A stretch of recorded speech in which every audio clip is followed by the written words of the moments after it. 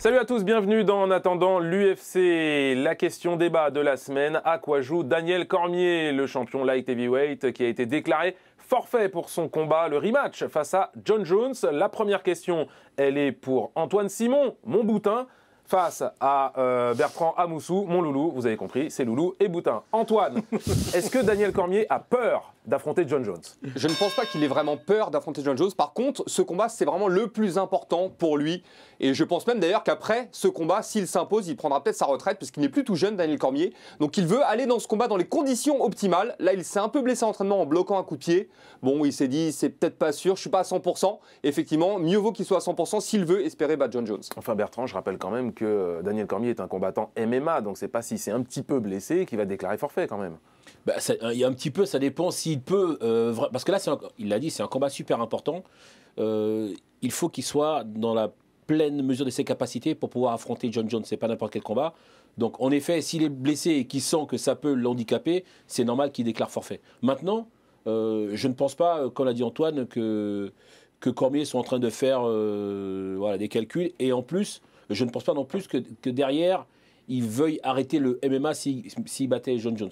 C'est quelqu'un qui veut, je crois qu'il veut marquer un nom, il veut marquer son nom dans l'histoire du MMA, et je le vois bien continuer quelques années, et je trouve qu'il n'est pas si vieux que ça, Antoine. Juste battre Jon Jones, il est plus tout jeune maintenant, il a une grosse carrière de lutte derrière lui, et je vous dis, juste battre Jon Jones, c'est déjà inscrire son nom dans l'histoire du MMA, puisque personne ne l'a jamais battu, Jon Jones. Mais pourquoi il n'y va pas là maintenant? Parce qu'il n'est pas prêt. Ouais. Alors comment vous interprétez le fait de proposer ses services de coaching à Ovins Saint-Preux? Est-ce qu'il y a une stratégie derrière tout ça? On peut l'imaginer. Parce que c'est le principe de l'ennemi de mon ennemi et peut-être mon ami.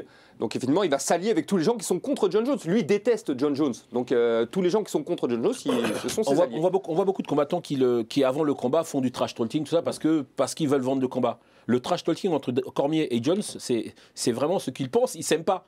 Il ne s'aime vraiment pas, donc si c'était n'importe qui, il aiderait cette personne pour battre Jon Jones parce qu'il est Jon Jones.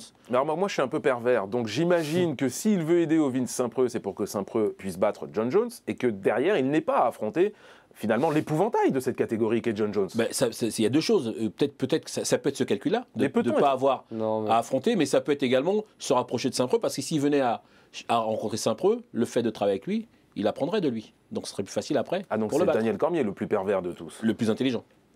J'aime bien quand vous dites ça. J'aime bien quand vous dites ça. Antoine, un avis là-dessus? C'est vrai que ça paraît un petit peu bizarre cette histoire. Ouais, mais pas tant que ça en fait. Je vous l'ai dit, hein, lui il déteste Jon Jones et tout est bon à prendre. Effectivement, je pense pas qu'il veuille éviter Jon Jones. Même si Jones perd contre Saint-Preux, lui préférera affronter Jon Jones qu'affronter Ovins Saint-Preux. C'est quasiment sûr. Ah ouais, je suis d'accord. Merci Bertrand. Bah non, vous êtes là pour pas être d'accord. Est-ce que l'UFC, je m'inscris en faux. Est-ce que l'UFC a intrigué aussi pour qu'on puisse replacer ce combat, genre un UFC 200? C'est une question qu'on peut se poser. Bien sûr, on fait monter le buzz. En plus, on donne une ceinture à Jon Jones s'il s'impose.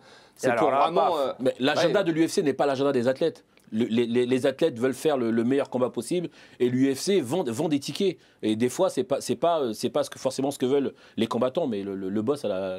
Non, mais c'est intéressant de la part de l'UFC de donner comme ça un combat de retour à Jon Jones avant de lui faire arriver Daniel Cormier. Oui, parce que quelque part, je suis sûr que l'UFC préférait que Jones gagne, parce que Jones est plus jeune, il a une plus longue carrière devant lui que Cormier, contrairement à ce que dirait Bertrand. Il a 37 ans, hein, Daniel Cormier. Oui, mais 37 ans, c'est la fin. Tout jeune. C'est la fin. Randy Couture a été champion à quel âge? Ouais, il est très très jeune. Est-ce que Jon Jones va pouvoir combattre là le 23 avril et début juillet lors de la Fight Week à Vegas pour l'UFC 200? Ça vous paraît jouable? C'est jouable, ouais. Bien sûr.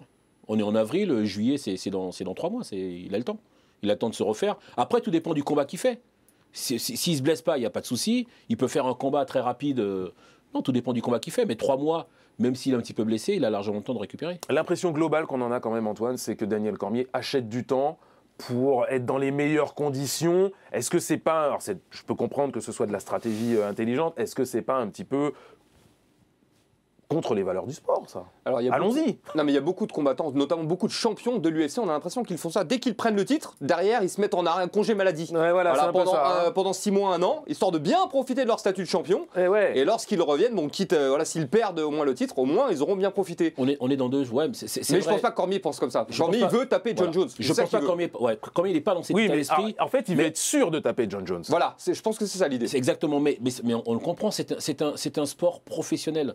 n'importe quel combat, chaque combat qu'on fait est super important, notamment celui-là. C'est le combat de sa vie, celui-là. Le premier, il l'a perdu. Là, il peut pas. S'il perd là contre John Jones, c'est terminé. Il peut pas aller redemander à rencontrer John Jones. Il ne sera jamais le champion des cœurs, surtout. Voilà. Donc, il faut qu'il soit au mieux de sa forme pour l'affronter. Sinon, son rêve s'arrête là. Et qu'en pensez-vous du fait qu'il ait pu imaginer qu'avec les dernières frasques de John Jones, Bones aurait pu lui-même... Eh bien, il n'y aura pas de question. La réponse, vous ne l'aurez pas. Tant pis. Merci à Loulou et Boutin d'avoir répondu à ce débat. On se retrouve la semaine prochaine pour d'autres débats enflammés, ceux-là.